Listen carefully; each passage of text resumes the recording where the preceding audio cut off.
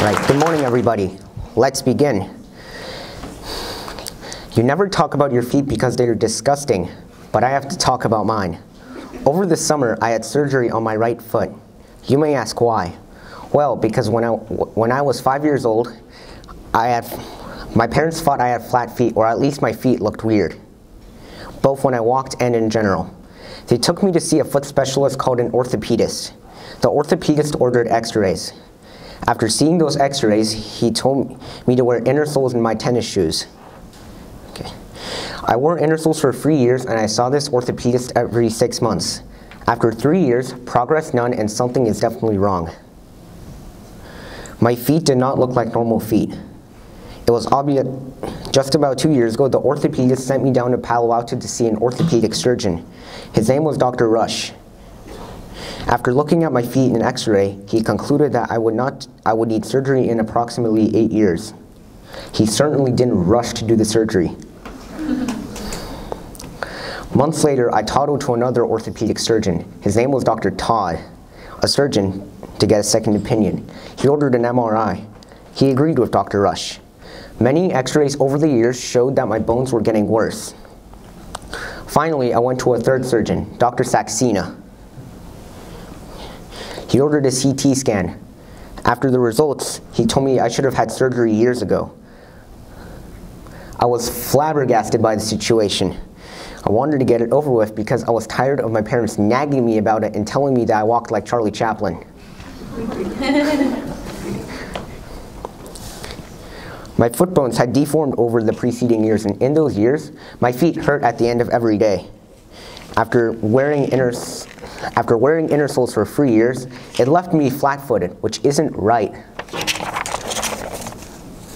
Usually, when I went to the doctor, I said I was fine, but the truth really was my feet hurt at the end of every day, after I walked for a short time.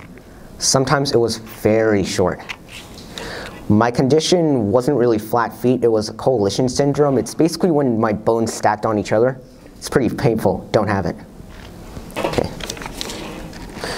Having surgery is always scary. You always want to do it later rather than sooner. The patient, me, needs time to accept the idea and decide when it should happen.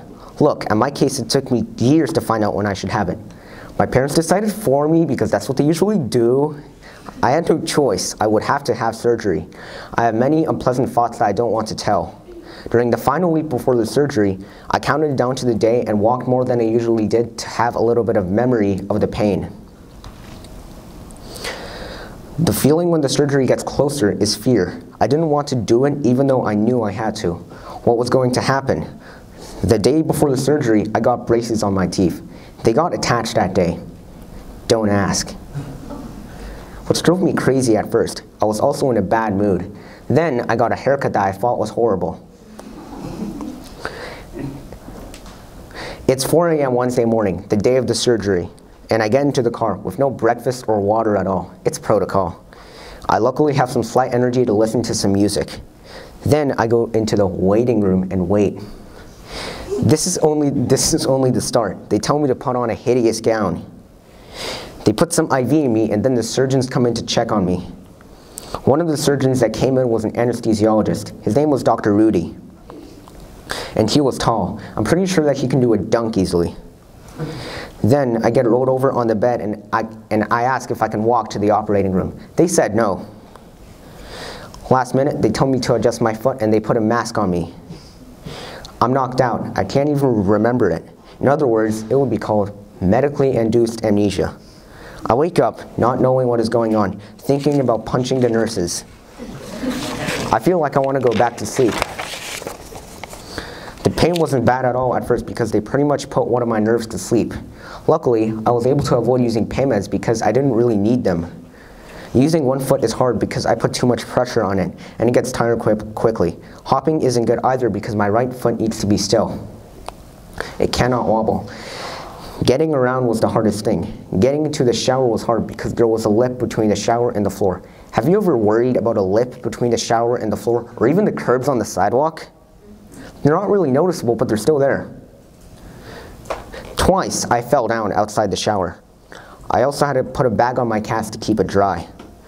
Sleeping in one position is hard because I had to keep my foot up along with some ice under it. It became easier when the cast was taken off and I got a boot. With the boot, I could sleep easier because I can move my leg. By now, I had already gotten used to using a cane. The fun part now is counting off the days when my boot will be taken off. It's actually next week on Monday when my boot will be taken off. It became easier when the cast was taken off and I got a boot. With the boot, I could sleep easier. Oh, sorry, repeated that. Having surgery wasn't easy for me and wouldn't be easy for anyone else. It's scary and painful at first, but then you can get it over with.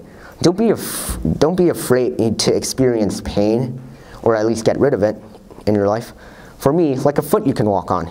You see, I'm going to recover and my leg will get stronger. I will have to do this surgery again on my other foot in 2019 because I have the same problem. This time I will be more prepared and I will know what's going to happen.